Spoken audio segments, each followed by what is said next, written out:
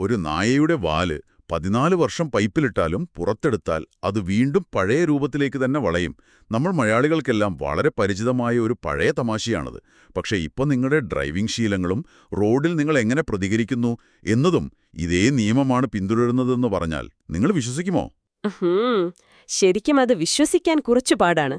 അതെ, അപ്പോൾ അതാണ് കാര്യം. നമ്മുടെ റോഡ് സുരക്ഷാ ശീലങ്ങളുടെയും ഡെഡ്ലൈൻ കൃത്യം 14 വയസ്സാണ്. നിങ്ങളുടെ ചിന്തകളെ മാറ്റിമറിക്കാൻ പോകുന്ന ഈ പുതിയ ഡീപ് ഡൈവിലേക്ക് നിങ്ങൾക്ക് സ്വാഗതം. നമ്മുടെ ഇന്നത്തെ സോഴ്സ് വളരെ ഇൻട്രസ്റ്റിംഗ് ആയൊരു പുസ്തകമാണ്. സയ്യിദ് അബ്ദുൽ ഹക്കീം എഴുതിയ ഹർഘർ സേ ഏക് സൈനിക്. അതായത് ഈ പുസ്തകത്തിലെ മറ്റധ്യായങ്ങളിലേക്കൊന്നും നമ്മളിപ്പോൾ പോകുന്നില്ല. അതിലെ അതിമനോഹരമായ, ശരിക്കും നമ്മളെ ഞെട്ടിപ്പിക്കുന്ന 7-ാം അധ്യായത്തിൽ മാത്രമാണെന്ന് നമ്മൾ പൂർണ്ണമായും ഫോക്കസ് ചെയ്യുന്നത്. അതെ, എന്തുകൊണ്ടാണ് ഈ 14 വയസ്സ് എന്ന പ്രായം ഇത്ര പ്രധാനമാകുന്നത്? ഇതിന് പിന്നിലെ സയൻസ് എന്താണ്? ഓക്കെ, നമുക്കിതൊന്ന് വിശദമായി നോക്കാം. ഇപ്പൊ നമ്മൾ ആദ്യം പറഞ്ഞ ആ നായയുടെ വാലിന്റെ പഴഞ്ചൊല്ല് വെറുമൊരു തമാശയല്ല. അതില് വലിയൊരു ശാസ്ത്രീയ സത്യം ഒളിഞ്ഞിരിപ്പുണ്ട് എന്നതാണ് ഈ പുസ്തകത്തിലെ 7-ാം അധ്യായം കൃത്യമായി ചൂണ്ടിക്കാണിക്കുന്നത്. മനുഷ്യന്റെ ശീലങ്ങൾ, പ്രത്യേകിച്ച് ട്രാഫിക്കിലും റോഡിലുമുള്ള നമ്മുടെ പെരുമാറ്റങ്ങളും ഈ നായയുടെ വാലുപോലെ തന്നെയാണ്. 14 വയസ്സ് എന്ന ആ ബോർഡർ ലൈൻ കഴിഞ്ഞാൽ പിന്നെ അത് മാറ്റിയെടുക്കുക എന്നത് പ്രായോഗികമായി വളരെ ബുദ്ധിമുട്ടുള്ള കാര്യമാണ്. അപ്പോൾ എനിക്ക് തോന്നുന്നൊരു സംശയം, ഇപ്പൊ നമ്മൾ മനുഷ്യരുടെ കാര്യത്തിൽ ഈ 14 വർഷം എന്നതിന് ന്യൂറോ സയൻസുമായി എന്തെങ്കിലും ബന്ധമുണ്ടോ? അതായത് എന്തുകൊണ്ടാണ് ഗ്രന്ഥകർത്താവ് 14 വയസ്സ് എന്ന് കൃത്യമായി എടുത്തു പറയുന്നത്? തീർച്ചയായും ഉണ്ട്. ഇതില് നമ്മൾ മനസ്സിലാക്കേണ്ട ഏറ്റവും പ്രധാനപ്പെട്ട കാര്യം എന്താ പറയാ, എങ്ങനെ ഈ ശീലങ്ങൾ തലച്ചോറിൽ രേഖപ്പെടുത്തപ്പെടുന്നു എന്നതാണ്. സയൻസ് പറയുന്നത് കൗമാരപ്രായത്തിന് മുമ്പ് അല്ലെങ്കിൽ ഒരു 14 വയസ്സിന് മുമ്പ് കുട്ടികളുടെ തലച്ചോറ് അതിവേഗം കാര്യങ്ങൾ പഠിച്ചെടുക്കാൻ പാകത്തിൽ വളരെ ഫ്ലെക്സിബിൾ ആണ്. അതിനെ ന്യൂറോ പ്ലാസ്റ്റിസിറ്റി എന്ന് പറയും. ഓക്കെ, ഞാൻ എളുപ്പത്തിൽ മനസ്സിലാകാൻ ഒരു ഉദാഹരണം പറയാം. നമ്മുടെ തലച്ചോറിലെ ഈ ശീലങ്ങളുടെ വഴികളുണ്ടല്ലോ, അതായത് ന്യൂറൽ പാത്വേകൾ എന്ന് പറയുന്നത് വലിയ പുല്ലുകൾ നിറഞ്ഞൊരു കാട്ടിലൂടെ നമ്മൾ ആദ്യമായി നടക്കുന്നത് പോലെയാണ്. ആദ്യമായിട്ട് നടക്കുമ്പോൾ അവിടെ വഴിയൊന്നും ഉണ്ടാകില്ലല്ലോ. അതെ, ഒരു വഴിയും ഉണ്ടാകില്ല. പക്ഷെ നിരന്തരം നമ്മൾ ആ കാട്ടിലൂടെ ഒരേ ദിശയിൽ നടക്കുമ്പോൾ അവിടെ വ്യക്തമായ ഒരു മൺവഴി രൂപപ്പെടുന്നു. 14 വയസ്സാകുമ്പോഴേക്കും ആ മൺവഴി ഒരു ടാർ ചെയ്ത റോഡായി മാറും. അതൊരു ഡിഫോൾട്ട് കോഡായി തലച്ചോറിൽ ഫിക്സ് ആവും. ശരിയാ. പിന്നീട് ആ ടാർ ചെയ്ത റോഡ് പൊളിച്ച് പുതിയൊരു വഴി ഉണ്ടാക്കുകയെന്നത് ഭയങ്കര ബുദ്ധിമുട്ടുള്ള കാര്യമാണ്. വാവ്, ദാറ്റ് മേക്സ് സെൻസ്. ഇത് കേൾക്കുമ്പോൾ എനിക്ക് ഓർമ്മ വരുന്നത് വീട് പണിയുമ്പോൾ നമ്മൾ കോൺക്രീറ്റ് ഒഴിക്കുന്നതാണ്. ഇത് കോൺക്രീറ്റ് ഒഴിക്കുന്നത് പോലെയാണല്ലേ? കോൺക്രീറ്റ് ഒഴിക്കുന്നത് പോലെയാണെങ്കിൽ നമുക്കതിനെ ഏത് രൂപത്തിലേക്കും മാറ്റാം. അതിൽ നമ്മുടെ പേരെഴുതാം, എന്ത് വേണമെങ്കിലും വരച്ചിടാം. തീർച്ചയായും. എന്നാൽ 14 വയസ്സ് കഴിഞ്ഞ് അത് ഉറച്ചുപോയാൽ പിന്നെ അത് മാറ്റണമെങ്കിൽ വലിയ ജാക്ക് ഹാമർ തന്നെ വേണ്ടിവരും. കൃത്യമായി പറഞ്ഞു. വളരെ മനോഹരമായ ഒരു അനലോഗിയാണത്. ആ ഉറച്ച കോൺക്രീറ്റിൽ നിങ്ങളൊരു പ്ലാസ്റ്റിക് സ്പൂൺ വെച്ച് പുതിയ കാര്യങ്ങൾ വരയ്ക്കാൻ ശ്രമിക്കുന്നതൊന്ന് ആലോചിച്ചു നോക്കൂ. ഒരിക്കലും നടക്കില്ല. അതാണിപ്പോൾ നമ്മൾ ചെയ്തുകൊണ്ടിരിക്കുന്നത്.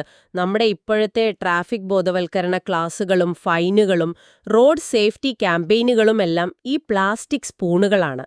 14 വയസ്സ് കഴിഞ്ഞ് ഒരാൾ മുതിർന്ന പൗരനായി വണ്ടി ഓടിക്കാൻ തുടങ്ങുമ്പോൾ നമ്മൾ അയാൾക്ക് ഫൈൻ അടിക്കുന്നു. പക്ഷെ ആ കോൺക്രീറ്റ് അപ്പോഴേക്കും ഉറച്ചു പോയതുകൊണ്ട് ഉള്ളിലൊരു മാറ്റവും സംഭവിക്കുന്നില്ല. പുറത്തുനിന്നും എന്ത് സമ്മർദ്ദം കൊടുത്താലും ആ സമ്മർദ്ദം ഉള്ളപ്പോൾ മാത്രം അവർ നിയമമനുസരിക്കും. അതായത് ട്രാഫിക് പോലീസിനെ ദൂരെ കാണുമ്പോൾ മാത്രം വണ്ടിയുടെ വേഗത കുറയ്ക്കുകയും ഹെൽമറ്റ് വെക്കുകയും ചെയ്യുന്ന നമ്മുടെ ആ ഒരു ശീലം. പോലീസ് ഇല്ലാത്തപ്പോൾ നമ്മൾ നമ്മുടെ ഡീഫോൾട്ടായ ഡ്രൈവിംഗ് രീതിയിലേക്ക് തന്നെ തിരിച്ചു പോകുന്നു. അതെ, കാരണം നമ്മൾ പറഞ്ഞ ആ പൈപ്പ് അപ്പോഴേക്കും ഊരിമാറ്റപ്പെട്ടിട്ടുണ്ടാകും. ആ ഡീഫോൾട്ട് കോഡ് അവരുടെ തലച്ചോറിൽ റൺ ചെയ്തു തുടങ്ങിയിട്ടുണ്ടാവും. ഞാൻ എപ്പോഴും വിചാരിച്ചിരുന്നത് കുട്ടികൾ ഡ്രൈവിംഗ് പഠിക്കുന്നത് അവർക്ക് 18 വയസ്സാകുമ്പോൾ ഡ്രൈവിംഗ് സ്കൂളിൽ പോകുമ്പോഴാണെന്നാണ്. എന്നാൽ 14 വയസ്സിൽ തന്നെ ഈ കാര്യങ്ങളെല്ലാം സെറ്റാകുന്നുണ്ടെങ്കിൽ എന്റെ ചോദ്യം ഇതാണ്: ഈ കോൺക്രീറ്റ് ഉറയ്ക്കുന്നതിന് മുമ്പ് ആരാണ് അതിൽ ശീലങ്ങൾ വരച്ചിടുന്നത്? നല്ല ചോദ്യം. അതായത് 14 വയസ്സിന് മുമ്പ് കുട്ടികൾക്ക് ഡ്രൈവിംഗ് ലൈസൻസ് പോലും ഇല്ലല്ലോ. പിന്നെ എവിടെ നിന്നാണ് അവർ ഈ ട്രാഫിക് നിയമങ്ങളും റൂൾ ശീലങ്ങളും പഠിക്കുന്നത്? അവിടെയാണ് നമ്മൾ പലപ്പോഴും ശ്രദ്ധിക്കാതെ പോകുന്ന ഏറ്റവും വലിയ യാഥാർത്ഥ്യം കിടക്കുന്നത്. ഡ്രൈവിംഗ് സ്കൂളിൽ നിന്നും അവർ പഠിക്കുന്നത് വണ്ടിയുടെ ക്ലച്ചും ഗിയറും എങ്ങനെ ഉപയോഗിക്കണമെന്ന് മാത്രമാണ്. ശരിയാ, വെറും മെക്കാനിക്സ് മാത്രം. പക്ഷെ എങ്ങനെ ഡ്രൈവ് ചെയ്യണം, റോഡിൽ എങ്ങനെ പെരുമാറണമെന്നുള്ള അവരുടെ ശീലങ്ങൾ രൂപപ്പെടുന്നത് മറ്റൊരു ക്ലാസ് റൂമിൽ നിന്നാണ്. വീടിന്റെ അല്ലെങ്കിൽ വാഹനങ്ങളുടെ പിൻ സീറ്റ് എന്ന യഥാർത്ഥ ക്ലാസ് റൂം. കുട്ടികൾ റോഡ് നിയമങ്ങൾ പഠിക്കുന്നത് മാതാപിതാക്കൾ നൽകുന്ന ഉപദേശങ്ങളിൽ നിന്നല്ല. പിന്നെ അവർ കാറിലോ ബൈക്കിലോ ഇരിക്കുമ്പോൾ മുൻസീറ്റിലിരിക്കുന്ന മുതിർന്നവർ ചെയ്യുന്ന കാര്യങ്ങൾ കണ്ടാണ് അവർ പഠിക്കുന്നത്. വെയിറ്റ്, അതായത് നമ്മൾ വണ്ടി ഓടിക്കുമ്പോഴെല്ലാം പുറകിലിരിക്കുന്ന കുട്ടികൾ നമ്മളെ ഒബ്സർവ് ചെയ്യുന്നുണ്ടെന്നാണോ? നമ്മളത് പലപ്പോഴും ശ്രദ്ധിക്കാറ് പോലുമില്ലല്ലോ. തീർച്ചയായുമുണ്ട്. ഗ്രന്ഥകർത്താവ് ഇതിനൊരു മനോഹരമായ ഉദാഹരണം പറയുന്നുണ്ട്. കുട്ടികൾ വീട്ടിലെ ജോലികൾ, ഉദാഹരണത്തിന് അച്ഛൻ എങ്ങനെയാണ് അതിഥികളോട് പെരുമാറുന്നത് എന്നൊക്കെ കണ്ടുപഠിക്കുന്നത് പോലെ തന്നെയാണ് റോഡിലെ ശീലങ്ങളും പഠിക്കുന്നത്. വാവ്! നിങ്ങളൊന്ന് ആലോചിച്ചു നോക്കൂ. നിങ്ങൾ കുടുംബത്തോടൊപ്പം വളരെ തിരക്കുള്ള ഒരു ജംഗ്ഷനിൽ, ഉദാഹരണത്തിന് കൊച്ചിയിലെ എടപ്പള്ളി സിഗ്നലിൽ ട്രാഫിക്കിൽ കിടക്കുകയാണ്. പെട്ടെന്ന് ഒരാൾ നിങ്ങളുടെ വണ്ടിക്ക് കുറുകെ വെട്ടിച്ചു കയറ്റുന്നു. ആ സിറ്റുവേഷൻ എനിക്ക് നല്ല പരിചയമുണ്ട്. അപ്പം നിങ്ങൾ പെട്ടെന്ന് ദേഷ്യപ്പെട്ട് ഹോൺ അടിക്കുന്നു, അയാളെ ചീത്ത വിളിക്കുന്നു, മഞ്ഞ സിഗ്നൽ കത്തിയിട്ടും വണ്ടി വേഗത്തിലെടുത്ത് മുന്നോട്ടു പോകുന്നു. നിങ്ങൾ വിചാരിക്കുന്നത് നിങ്ങൾ മിടുക്കനാണെന്നും അങ്ങനെ ചെയ്ത് ഒരു 2 മിനിറ്റ് ലാഭിച്ചു എന്നുമാണ്. അതെ, നമ്മൾ മിക്കവാറും ദിവസങ്ങളിലും ചെയ്യുന്ന കാര്യമാണത്. എന്താ പറയാ, അതൊരു റിഫ്ലെക്സ് പോലെ വരുന്നതാണ്. പക്ഷേ നിങ്ങളുടെ പുറകിലിരിക്കുന്ന ആ 7 വയസ്സുകാരനായ കുട്ടി അപ്പോൾ തന്റെ തലച്ചോറിലേക്ക് ഒരു പുതിയ ഫയൽ ഡൗൺലോഡ് ചെയ്യുകയാണ്. ഓക്കെ, റോഡിൽ ആരെങ്കിലും തെറ്റ് ചെയ്താൽ ദേഷ്യപ്പെടണം, ഹോൺ അടിക്കണം, മഞ്ഞ സിഗ്നലിൽ വണ്ടി നിർത്താതെ വേഗത്തിൽ പോകണം. ഇതാണ് റൂൾ. എന്റെ ഈശ്വരാ! അവിടെ നിങ്ങൾ പോലും അറിയാതെ നിങ്ങളുടെ കുട്ടിയുടെ ആ നനഞ്ഞ കോൺക്രീറ്റിൽ ഒരു തെറ്റായ ശീലം നിങ്ങൾ വരച്ചിട്ട് കഴിഞ്ഞു. കുട്ടിക്കത് ശരിയാണോ തെറ്റാണോ എന്ന് വിശകലനം ചെയ്യാനുള്ള കഴിവില്ലല്ലോ. മുതിർന്നവർ ചെയ്യുന്നതെന്താണോ അതാണ് നോർമൽ എന്നവർ വിശ്വസിക്കുന്നു. സത്യത്തിൽ ഇതൊരു പേടിപ്പെടുത്തുന്ന കാര്യമാണ്. നമ്മൾ അറിയാതെ തന്നെ നമ്മൾ തെറ്റായ കാര്യങ്ങൾ അവരെ പഠിപ്പിക്കുന്നു. അതെ, ഇവിടെ ഗ്രന്ഥകർത്താവ് മറ്റൊരു സുപ്രധാന കാര്യം കൂടി 7-ാം അധ്യായത്തിൽ ചൂണ്ടിക്കാണിക്കുന്നുണ്ട്. വെറുതെ കുട്ടികളെ കൂടെ കൊണ്ടുപോകുന്നതും അവരെ ഡ്രൈവിംഗിൽ മേൽനോട്ടം വഹിക്കുന്നതും തമ്മിൽ വലിയ വ്യത്യാസമുണ്ട്. അതെന്താ അങ്ങനെ പറയുന്നത്? അക്കമ്പനി ചെയ്യുന്നതും സൂപ്പർവൈസ് ചെയ്യുന്നതും ഒന്നല്ലേ? അല്ല, മിക്ക മാതാപിതാക്കളും കുട്ടികളെ വണ്ടിയിൽ വെറുതെ ഇരുത്തി കൊണ്ടുപോവുക മാത്രമാണ് ചെയ്യുന്നത്. നമ്മൾ ഡ്രൈവ് ചെയ്യുമ്പോൾ ഒന്നുകിൽ നമ്മുടെ ഫോൺ കോളിലോ അല്ലെങ്കിൽ പാട്ട് കേൾക്കുന്നതിലോ ആയിരിക്കും ശ്രദ്ധിക്കുന്നത്. അവിടെ കുട്ടിക്ക് ലഭിക്കുന്നത് യാദൃച്ഛികമായ പലപ്പോഴും തെറ്റായ പാഠങ്ങളാണ്. അത് കേൾക്കുമ്പോൾ എനിക്ക് ചോദിക്കാൻ തോന്നുന്ന ഒരു കാര്യമുണ്ട്. അപ്പോൾ നമ്മൾ എന്ത് ചെയ്യണം? ഞാൻ വണ്ടി ഓടിക്കുമ്പോൾ നിശബ്ദനായിരിക്കുന്നത് പോലും കുട്ടികൾക്ക് തെറ്റായ സന്ദേശമാണ് നൽകുന്നത്. അതൊരു നല്ല പോയിന്റാണ്. വെറുതെ ഒരു ഡ്രൈവറായാൽ പോരാ, നമ്മൾ എപ്പോഴും അവരോട് സംസാരിക്കണമെന്നാണോ?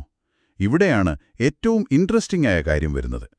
ഞാൻ വണ്ടി ഓടിക്കുമ്പോൾ സദാസമയവും ഒരു ഫുട്ബോൾ കമന്റേറ്ററെ പോലെ ഓരോ കാര്യങ്ങളും അനൗൺസ് ചെയ്തുകൊണ്ടിരിക്കണോ?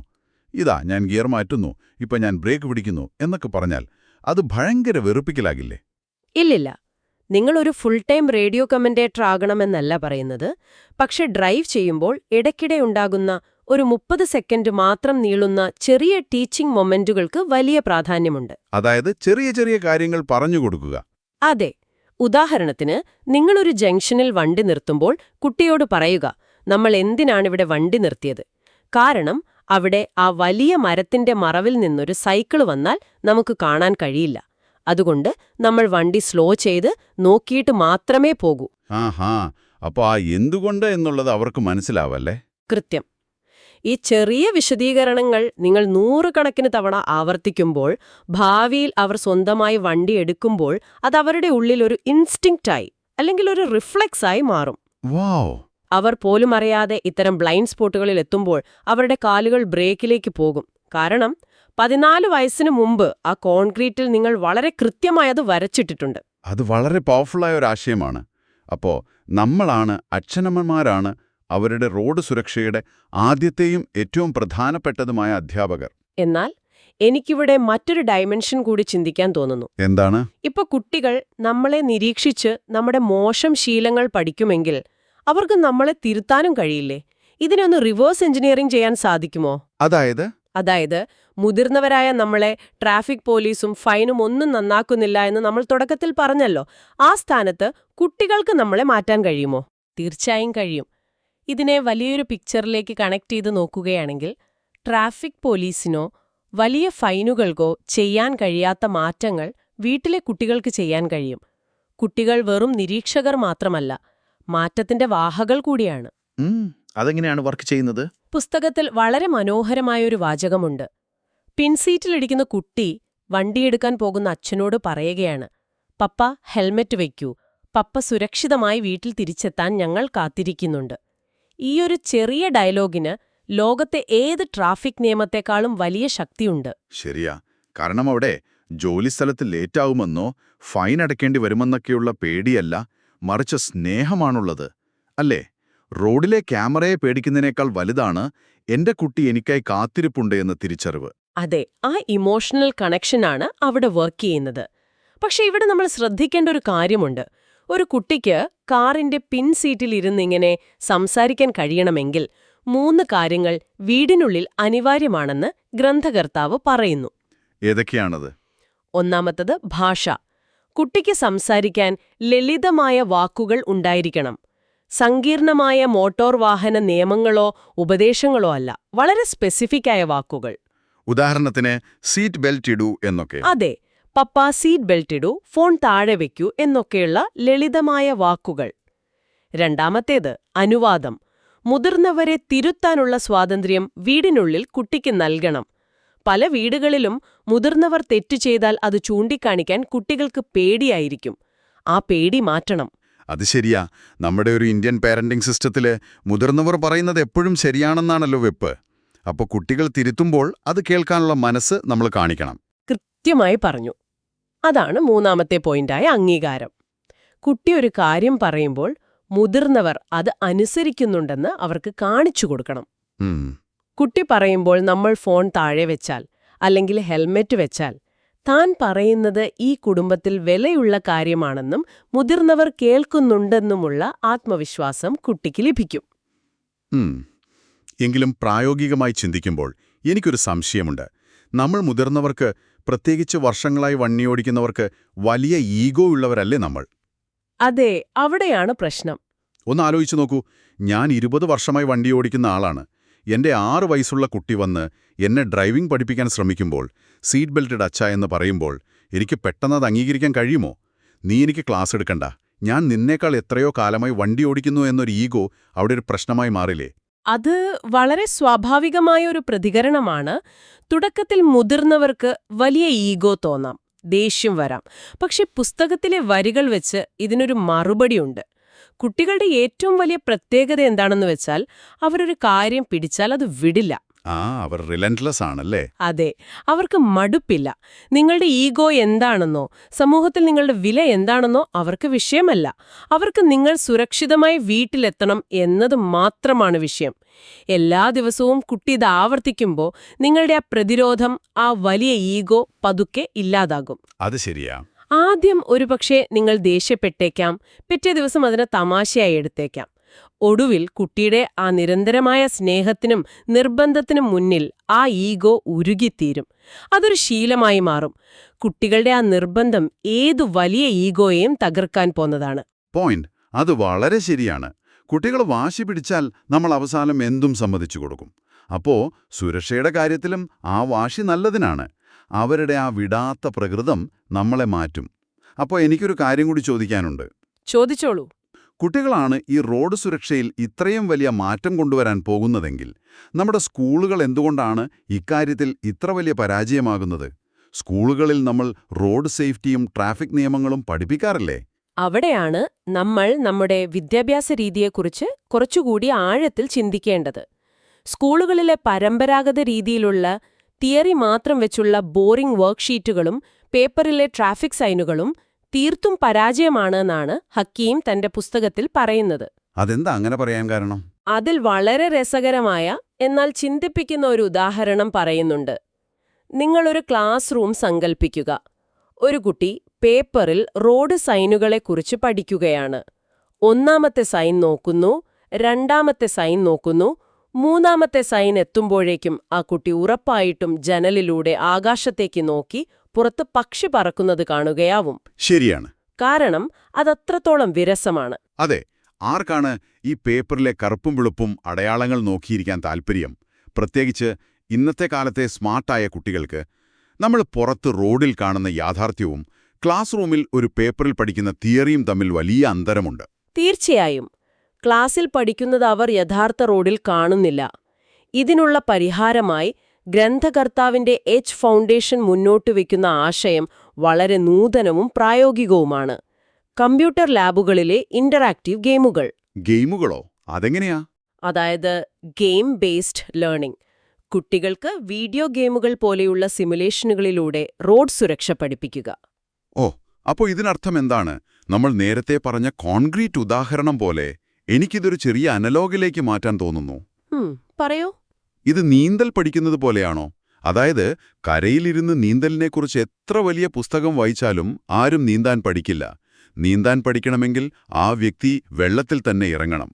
റോഡ് സുരക്ഷയുടെ കാര്യത്തിൽ വർക്ക്ഷീറ്റുകൾ വെറും പുസ്തകങ്ങളും ഈ ഇന്ററാക്റ്റീവ് ഗെയിമുകൾ ആ വെള്ളവുമായി മാറുന്നു എന്നാണോ നമ്മൾ ഉദ്ദേശിക്കുന്നത്? അബ്സല്യൂട്ട്ലി. വളരെ മികച്ചൊരു ഉപമയാണിത്. വെള്ളത്തിലിറങ്ങുമ്പോൾ മാത്രമേ വെള്ളത്തിന്റെ സ്വഭാവം മനസ്സിലാകൂ.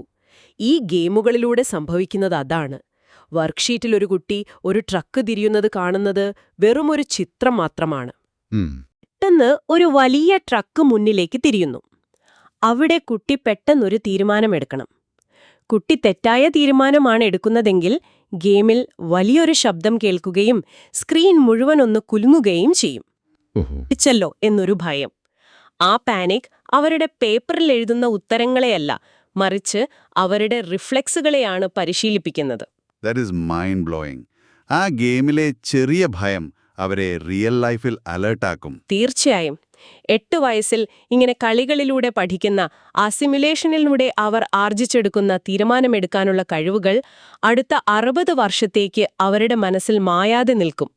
അതൊരു തിയറിയല്ല, മറിച്ച് അവരുടെ സ്വന്തം അനുഭവമായി മാറും. അവരുടെ തലച്ചോറിൽ ആ ടാർ ചെയ്ത റോഡ് വളരെ സ്ട്രോങ് ആയി നിർമ്മിക്കപ്പെടും. അതെ, വളരെ യുക്തിസഹമായി തോന്നുന്നു. ഒരു ബീമിൽ റോഡ് ക്രോസ് ചെയ്യുമ്പോൾ വണ്ടി വന്നാൽ എന്ത് സംഭവിക്കുമെന്നവർ സ്ക്രീനിൽ അനുഭവിച്ചറിയുമ്പോൾ യഥാർത്ഥ ജീവിതത്തിൽ അവർ കൂടുതൽ ശ്രദ്ധിക്കും. അപ്പോൾ നമ്മൾ ഇത്രയും നേരം സംസാരിച്ച കാര്യങ്ങൾ, പുസ്തകത്തിലെ 7-ാം അധ്യായം മുന്നോട്ട് വയ്ക്കുന്ന ഈ ചിന്തകൾ നമുക്കൊന്ന് സംഗ്രഹിക്കാം. നമ്മൾ കണ്ടതുപോലെ 14 വയസ്സിൽ ആ പൈപ്പ് ഊരി മാറ്റപ്പെടും. കോൺക്രീറ്റ് ഉറയ്ക്കും. അതിനു മുമ്പ് കുട്ടികളുടെ ശീലങ്ങൾ രൂപപ്പെടുത്തണം. അതെ, വീടിന്റെ പിൻസീറ്റിൽ രക്ഷിതാക്കൾ അവരറിയാതെ തന്നെ നൽകുന്ന പ്രായോഗിക പാഠങ്ങളും സ്കൂളുകളിൽ തിയറിക്കു പകരം ഗെയിമുകളിലൂടെ നൽകുന്ന അനുഭവങ്ങളുമാണ് ഒരു പുതിയ തലമുറയെ സുരക്ഷിതമാക്കുന്നത്. ആ 14 വർഷങ്ങൾ വളരെ വിലപ്പെട്ടതാണ്. തീർച്ചയായും. ഈ ഡീപ് ഡൈവ് കേൾക്കുന്ന നിങ്ങളോട് ഞങ്ങൾക്ക് നേരിട്ട് പറയാനുള്ളത് ഇതാണ്. നിങ്ങളിപ്പോൾ സ്വന്തമായി വാഹനം ഓടിക്കുന്ന ആളായിരിക്കാം, അല്ലെങ്കിൽ കുട്ടികളുള്ള ഒരു രക്ഷിതാവായിരിക്കാം. ഓർക്കുക, നിങ്ങൾ പോലും അറിയാതെ നിങ്ങളുടെ പിൻസീറ്റിലിരുന്ന് ഒരാൾ നിങ്ങളെ എപ്പോഴും നിരീക്ഷിക്കുന്നുണ്ട്. നിങ്ങളുടെ ചെറിയ തെറ്റുകൾ, ഒരു സിഗ്നൽ തെറ്റിക്കുന്നത്, ദേഷ്യപ്പെടുന്നത്, അല്ലെങ്കിൽ ഫോൺ നോക്കുന്നത്, ഇതെല്ലാം അവർ ഭാവിയിലേക്കുള്ള അവരുടെ ഡീഫോൾട്ട് പാഠമായി സേവ് ചെയ്തു വെക്കുന്നുണ്ട്. അതെ, വളരെ ശരിയായ കാര്യമാണത്. നിങ്ങളുടെ ആ പ്രവൃത്തികളാണ് നാളെ അവർ റോഡിലിറങ്ങുമ്പോൾ അവരെ നയിക്കുന്നത്. നമ്മൾ ക്യാമ്പയിനുകളെക്കുറിച്ചും പോലീസിനെക്കുറിച്ചും സംസാരിക്കുമ്പോഴും യഥാർത്ഥ മാറ്റം തുടങ്ങേണ്ടത് നമ്മുടെ വീടുകളിൽ നിന്നാണ്, നമ്മുടെ വണ്ടികളുടെ പിൻസീറ്റുകളിൽ നിന്നാണ്. അപ്പോൾ അവസാനമായി നിങ്ങളെ ചിന്തിപ്പിക്കുന്ന ഒരു കാര്യം കൂടി പറയാം. അടുത്ത തവണ നിങ്ങൾ കുട്ടികളെയും കൊണ്ട് വണ്ടിയെടുക്കുമ്പോൾ വെറുതെ ഒന്ന് ചിന്തിക്കുക. നിങ്ങൾ വെറുമൊരു വാഹനം ഓടിക്കുകയല്ല, മറിച്ച് ഭാവിയിൽ റോഡിലിറങ്ങേണ്ട ഒരു ജീവന്റെ സർവൈവൽ കോഡ് പ്രോഗ്രാം ചെയ്യുകയാണ്. 14 വയസ്സിന് ശേഷം ഒരിക്കലും മാറ്റിയെഴുതാൻ കഴിയാത്ത ആ കോഡാണ് നിങ്ങൾ ആ നിമിഷം ടൈപ്പ് ചെയ്തുകൊണ്ടിരിക്കുന്നത്. എക്സാക്ട്ലി. നിങ്ങൾ എഴുതുന്ന ആ കോഡിൽ ഭാവിയിൽ അപകടങ്ങളുണ്ടാക്കുന്ന ബഗ്ഗുകൾ ഉണ്ടാകുമോ? അതോ ആ കോഡ് നാളെ അവരുടെ ജീവൻ രക്ഷിക്കുമോ? ഈ ചോദ്യം നിങ്ങളുടെ മനസ്സിലിരിക്കട്ടെ. ഈ പുതിയ ഡീപ് ഡൈവ് കേട്ടതിന് വളരെ നന്ദി. ആ കോൺക്രീറ്റ് ഉറക്കുന്നതിന് മുമ്പ് ശരിയായ ശീലങ്ങൾ അതിൽ വരച്ചിടാൻ നമുക്ക് കഴിയട്ടെ. സുരക്ഷിതരായിരിക്കുക.